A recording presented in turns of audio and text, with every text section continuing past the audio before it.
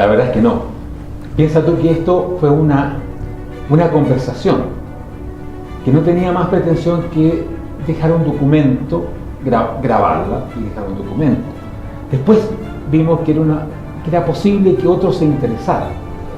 Y la repercusión que ha tenido, los diálogos que ha abierto, reacciones como la de Mario, o haber podido en varios lugares de América Latina ir a presentar el libro. Ahora venimos llegando a una pequeña gira en Ecuador y en Colombia. Nos íbamos a presentar otro libro, pero la demanda de que habláramos de diálogo de converso siempre presente. Así que ha desbordado con mucho lo que nos imaginábamos. Yo coincido plenamente con Mauricio, y hay un elemento adicional. A través de estos diálogos y la publicación de diálogos de Converso número 1, descubrimos a muchos conversos que no se habían atrevido a reconocerlo, a decirlo. Y cuando presentábamos los libros, nos ha pasado, y nos sigue pasando, que se acerca gente, y cuando le estamos firmando el libro, nos dice: yo también soy converso, yo también hice tuve un cambio semejante. Así que yo creo que lo interesante de este diálogo de converso es que es una conversación de dos personas que tienen experiencia, que tienen lecturas, que tienen sueños y visiones también para Chile y América Latina, y que simplemente lo comunican, lo comparten, y sin pretensión ni filosófica ni académica. Es una conversación yo diría, buenos ciudadanos, republicanos, liberales. Esa es la idea. Además que partió mucho de un interés genuino de conocer nuestras historias y confrontarlas. No fue hecho para un público, si bien era posible que otros estuvieran interesados, pero era un interés muy personal. Yo creo que eso le da una vitalidad al libro, que si no hubiese estado presente.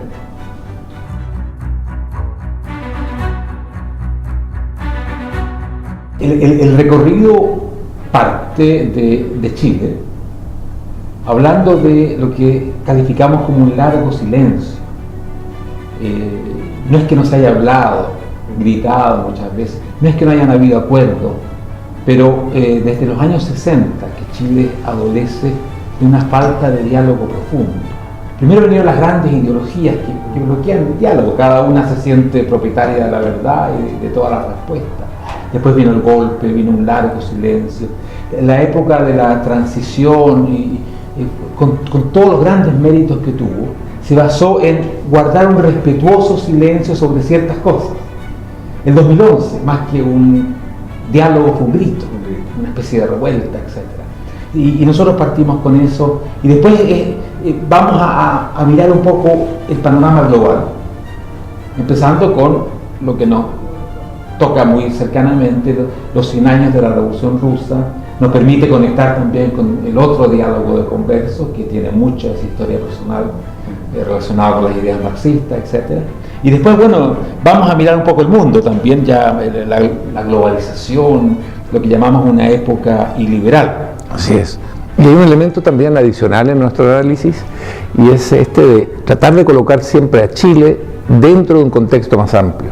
A veces uno, en el caso de Mauricio, en el caso mío, como hemos vivido muchos decenios fuera de Chile, vemos que en nuestro país tendemos a enfocarnos en el área más chica posible para la discusión de la política, olvidando que el país pertenece o está inscrito en una región, en una realidad mundial.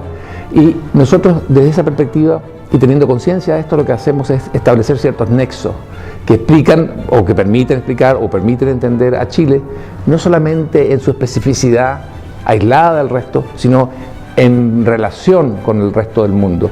Y eso te permite saber y establecer en qué medida Chile se ha desarrollado y ha cambiado y se ha modificado en buenos términos con respecto a ciertos desarrollos tradicionales de América Latina, pero también nos permite ver en qué lugar están los déficits, lo que nos queda, ¿no? Lo que Mauricio dice siempre, la parte vacía del vaso. Creo que esa mirada que combine lo nacional pero también lo internacional es muy productiva. Yo creo que las comparaciones dan mucho. Y bueno, nuestra vida es comparar. Y estar siempre mirando, yo digo estereofónicamente, con doble, triple a veces. Y por eso es que es bastante natural ese enfoque. también la búsqueda de ver lo que está bajo la superficie. Chile es un país que yo siempre lo veo como una especie de olla en ebullición, burbujas que salen, y la gente está concentrada en las burbujas. ¿Esto qué pasa? Pero hay, yo diría, menor interés y menor comprensión de lo que está debajo de eso. Y nosotros tratamos también de penetrar un poco en el sustrato de las cosas, salir de la ebullición para ir a lo que es más permanente, que finalmente es lo que determina ese montón de burbujas que estamos viendo todos los días con su pequeña historia.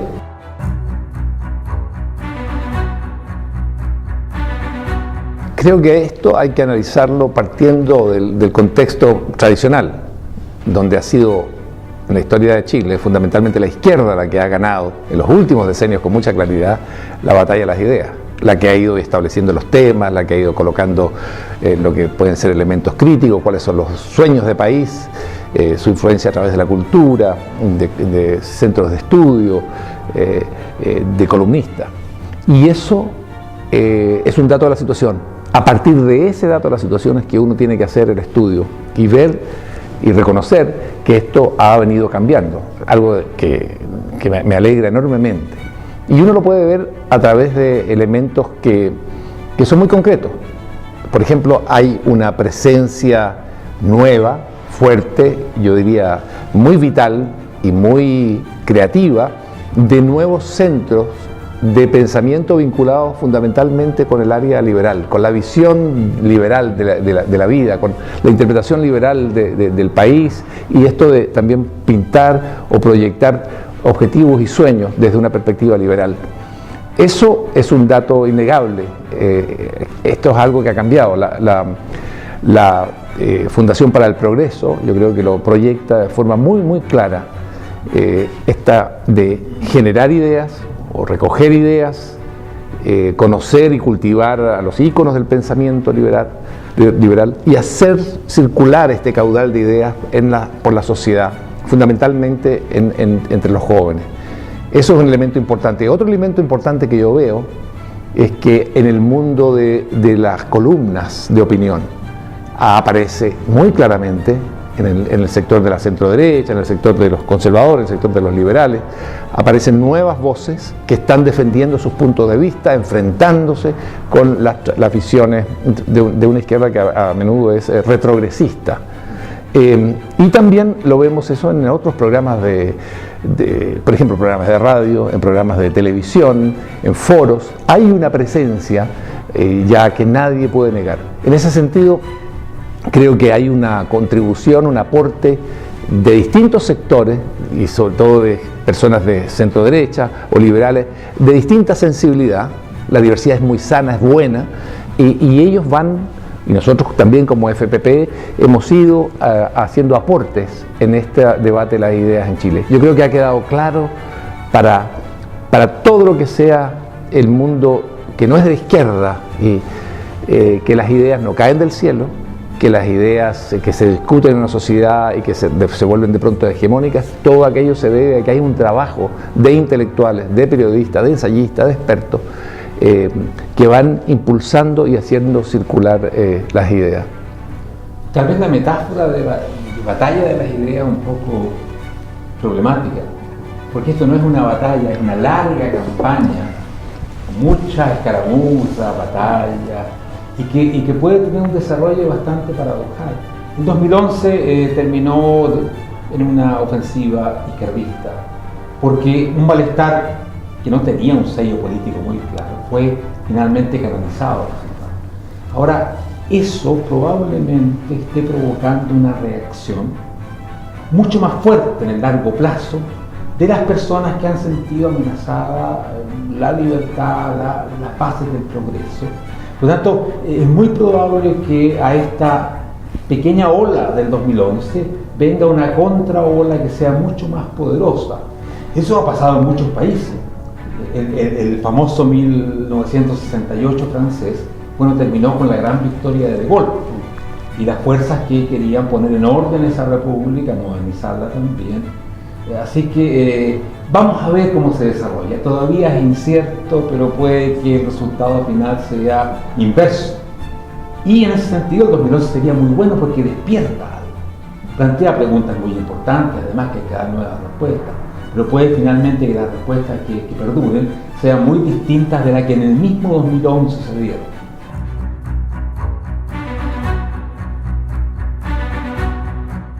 Hay una serie de tendencias como el colapso de la socialdemocracia en Chile. Lagos es como la metáfora de algo muy importante, muy trágico en realidad, que es la probable desaparición de aquel centro izquierda, que es vital para que la democracia funcione. Porque la democracia presupone, lo dijo hace no mucho un intelectual muy interesante, que el río tenga dos orillas.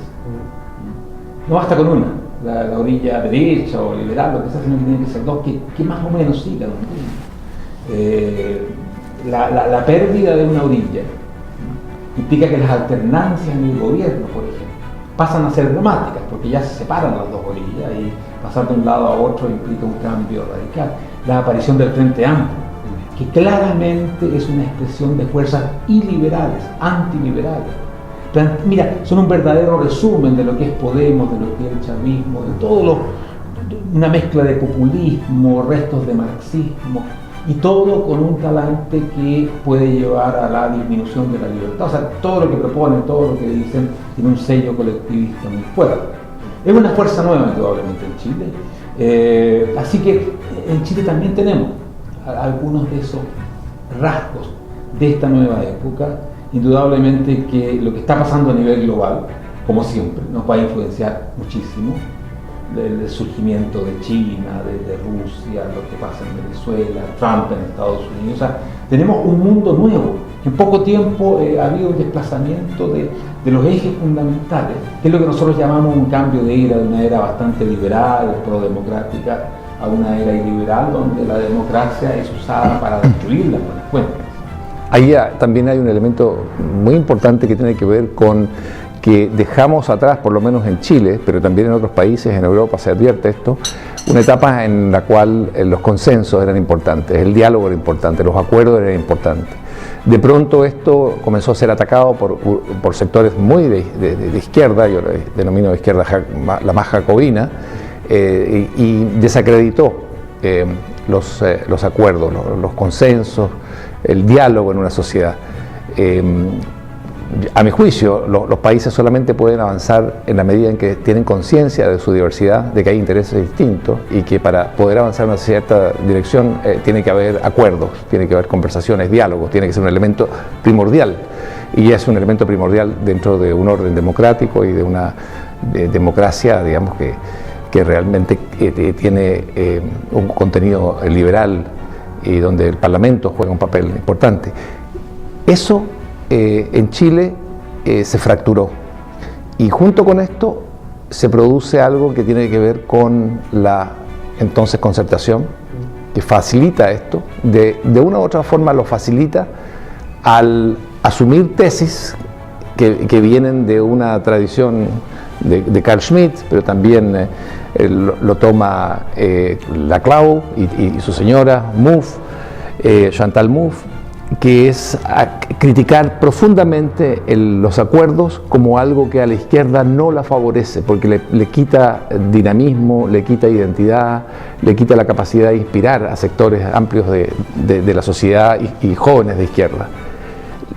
En este marco, lo que ocurre con la nueva concertación es que desconoce su propia obra durante 20 años en Chile, que fue una obra muy positiva en todos los sentidos, crecimiento más democratización del país, lo desconoce, se siente superado y se siente de pronto incluso seducida por esta izquierda jacobina, y al arrojar todo el bagaje, su historia, sus banderas, sus íconos, el propio Lagos, como mencionaba Mauricio, al arrojar todo eso por la borda, quedar en una posición muy debilitada, con una identidad muy diluida, y lo que le está ocurriendo hoy a la nueva mayoría, que en el fondo es gran parte todavía la concertación, la vieja concertación, es que está pagando los platos rotos por una decisión que tomó de no defender su propia tradición, no defender sus logros y proyectarlos hacia el futuro, haciendo obviamente una visión autocrítica de todo lo que había hecho en el país.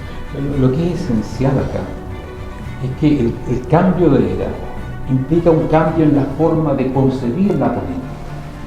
La política democrático-liberal es una disputa entre adversarios con ideas, programas distintos, pero que se tratan en un término de racionalidad, proponen cosas, contraproponen, etc. La política de la era iliberal, que caracteriza muchísimo de estos grupos, de Donald Trump a un Frente Amplio, es plantear el tema como enemigos, con lo cual tú tienes un combate, al cual tú tienes que derrotar, destruir, barrer.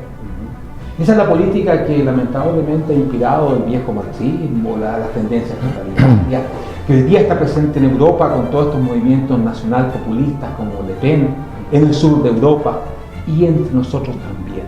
Cuando la política deja de ser un enfrentamiento de adversarios para ser de enemigos, tenemos un principio de destrucción de la misma democracia.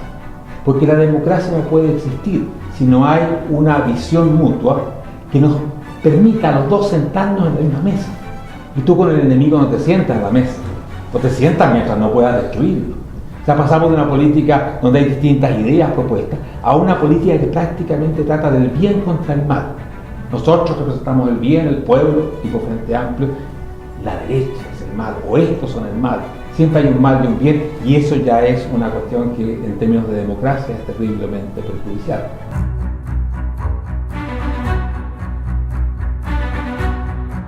Yo creo que siempre existe esa amenaza. Depende de la... Hay dos cosas. Uno es el contexto. Que hayan grupos que se sientan no incluidos, insatisfechos, amenazados. Y claro que los hay en Chile. Menos que en otras partes de América Latina, pero los hay. Lo hemos visto en movimientos como No Más AFP, que es un típico... El 2011 fue también un movimiento así. O sea, como terminó planteándose fue satisfecho.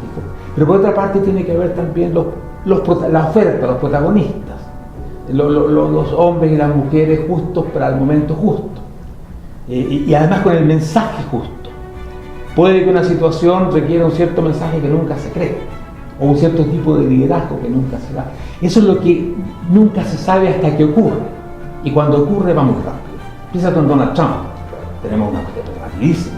El surgimiento del fascismo en Italia con Mussolini fue una cosa de un par de años increíble.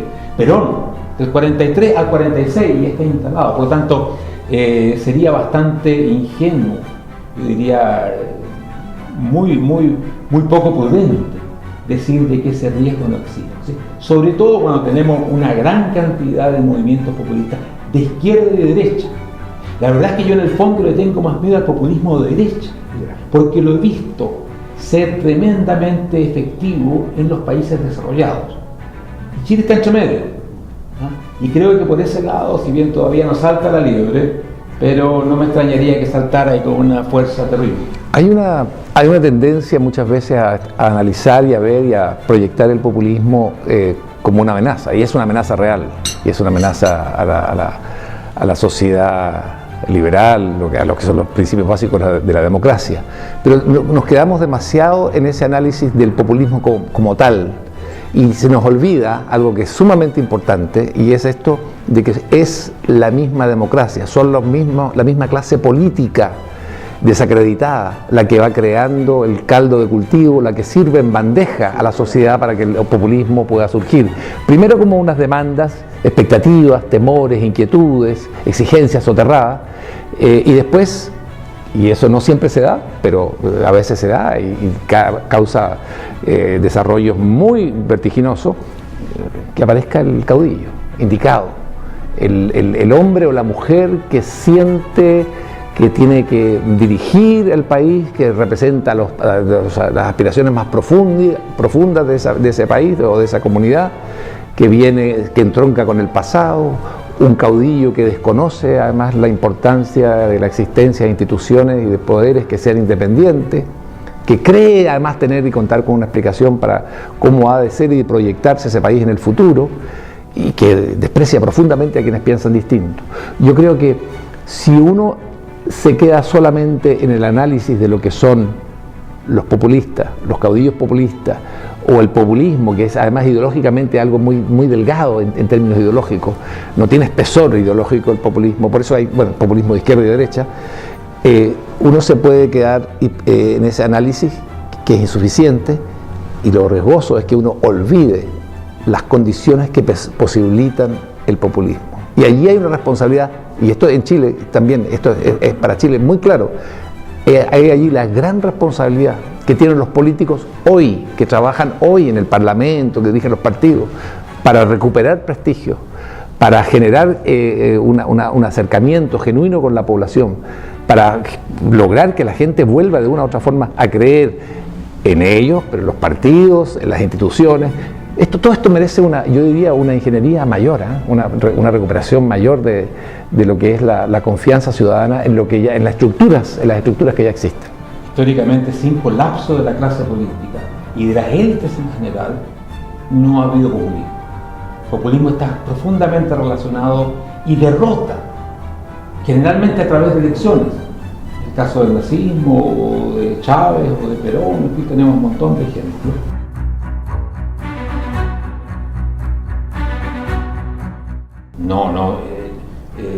Beatriz Sánchez, que representa ideas profundamente populistas,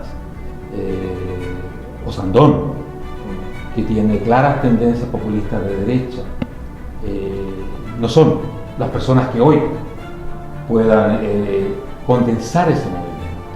La verdad es que esto se va a decidir en los 4 años que vienen.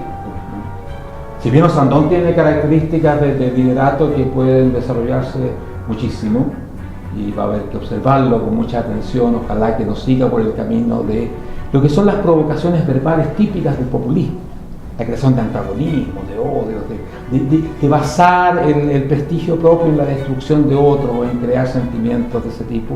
Ojalá que no, pero vamos a ver qué pasa, y va a pasar en los próximos años. Hay tradiciones también dentro de cada país, de ciertas comunidades, que facilitan el surgimiento del populismo. Por ejemplo, en el caso de Argentina, el mismo peso del peronismo, el impacto social profundo que tuvo, también en la identidad nacional argentina y en el nivel de vida de la población argentina, hace que el populismo esté allí siempre presente. O en el caso de Brasil también hay un riesgo, porque hay una tradición. Getúlio Vargas, por ejemplo, dejó allí una base que está latente y a la que políticos populistas o caudillos populistas con cierto alcance y cierto éxito pueden apelar y recogerla.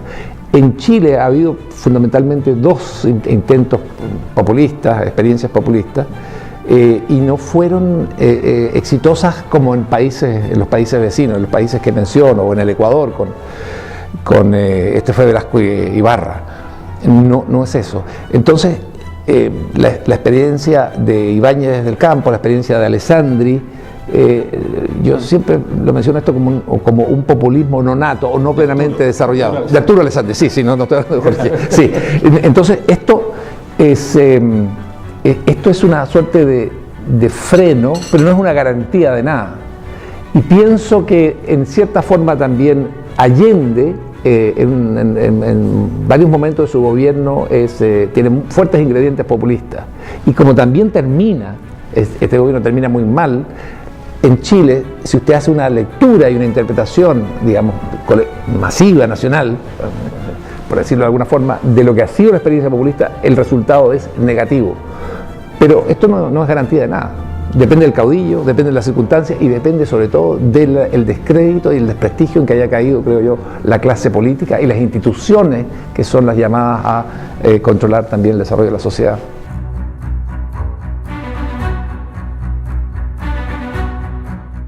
Yo creo que la exigencia es mucho mayor que reeditar la democracia de los acuerdos, que fue muy buena en su momento y le rindió un gran servicio a Chile. Creo que hoy día hay que entablar un diálogo mucho más profundo. Después de todo, la experiencia de la transición se basa en un gran aprendizaje común que había creó esa capa dirigente que pudo navegar muy bien hacia la democracia. Creo que hoy día estamos en una situación donde hay que crear un nuevo acuerdo sobre el cual no existen las bases evidentes que existieron en ese momento. Democracia, economía de mercado se impusieron bastante evidentemente. Creo que esa va a ser la gran tarea de Sebastián Piñera. Por supuesto que gestionar el país, hacerlo bien, y sobre eso creo que tenemos bastantes garantías por el gobierno pasado, pero crear ese rumbo de largo plazo, que no consiste en que mi coalición gane 3 elecciones seguidas, sino que incluso si gana los del frente, vamos a continuar por un río que tiene esos 2 márgenes que siguen una cierta línea. Esa es la gran victoria política. Cuando incluso si gana tu rival, tú puedes irte tranquilo y contento a la casa, porque así es la democracia, y continuamos con matices, pero continuamos un camino. Esa va a ser la tarea de estadista, que yo espero que él asuma, y que debe ser mucho más importante que la tarea de gestionador, que sin duda que la va a asumir. Sí. Creo que en esto la responsabilidad de Sebastián Piñera va a ser poder abrir el cauce hacia una suerte de reencuentro nacional. Cuán transversal va a ser, no, es difícil de definirlo, pero yo creo que hay una convicción que flota en el aire entre los chilenos de distintas generaciones, y creo que la mayoría lo apoya o lo identifica como algo positivo, y es que, por decirlo de una forma así muy precisa, gráfica, nunca a Chile le ha ido mejor que cuando ha estado unido. Eso es una conclusión que yo creo que varias generaciones la comparten y saben que así fue, y a partir del año 90 hasta hace muy poco, esto permitió también el desarrollo y el crecimiento de Chile, convertirse en un modelo en América Latina, admirado por doquier, y trajo éxitos tremendos en la lucha contra la pobreza. Había allí un diálogo permanente, nadie se avergonzaba de que dialogaba con el adversario era adversario político, no era enemigo político. Esto, junto con la gestión que indudablemente un gobierno de Sebastián Piñera yo creo que haría muy bien, pero esto es un gran reto, porque se trata de hacer una oferta al país. Cuando uno quiere un nuevo trato dentro del país, cuando quiere un nuevo diálogo, tiene que hacer la oferta, y obviamente esto es como en el tango, para bailar hacen falta 2. Y yo pienso que hay sectores dentro de la izquierda y dentro del centro que todavía valoran altamente lo que son los acuerdos, que por su propia visión de lo que es una república y de lo que es la democracia, consideran que hay que volver a buscar acuerdos, y yo confío en que esto se vaya a producir. Por eso es tan importante observar qué ocurre con quienes representan hoy en la izquierda a la socialdemocracia, o lo que quede de ella. Ojalá que las elecciones, yo pienso que es importante que les vaya medianamente bien, por lo menos, y también es importante que el ala más responsable y sensata de la democracia cristiana, no me refiero al ala de la democracia cristiana que quiere competir con la izquierda, donde igual la izquierda siempre la va a superar, no, ese otro ala de sensatez de la democracia cristiana también encuentre un apoyo dentro de la ciudadanía, como para generar las bases para esta conversación, este acuerdo, este avance conjunto del país, porque las condiciones además del país las hacen urgentes, pero también las condiciones internacionales y todo lo que tiene que ver en términos de globalización, de innovación, de generar nuevas formas de producción en Chile. Todo eso demanda acuerdos que vayan más allá de un gobierno, que vayan más allá de mi sector separándose del otro. Creo que ahí hay una tarea grande para nosotros, pero bueno, para el presidente Piñera, para su gobierno, pero para nosotros como chilenos. Y fíjate que uno de los defectos que tuvo el diálogo de la transición fue que en muchos aspectos tuvo un carácter bastante tecnocrático e incluso de élite. Creo que se trabajó poco la difusión del contenido de esos acuerdos. Tú lo ves en los grupos económicos, un Fox Day, al otro lado estaban los Chicago Boys, y se creó lo que se llama un partido transversal, que tiene unas características, especialmente dentro de la concertación, muy tecnocráticas. Creo que el diálogo que necesitamos hoy día es mucho más amplio que eso. Hay que envolver los partidos políticos, pero como han disminuido en su representatividad, es muy importante la sociedad civil y en general llegar a la gente tratando de que entendamos por qué sendero va Chile. No solamente sendero que algunos decidieron porque parecía bueno y la gente dice, ya, no, sino que hay una mayor comprensión, que es lo que mejor nos puede proteger contra nuevas ofensivas que van a venir de este tipo populista, frente amplista o populista de derecha.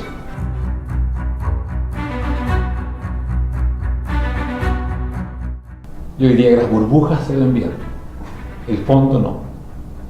El fondo sigue siendo complicado, sigue habiendo demasiada desigualdad, demasiada gente que no se siente participando como querría en el progreso.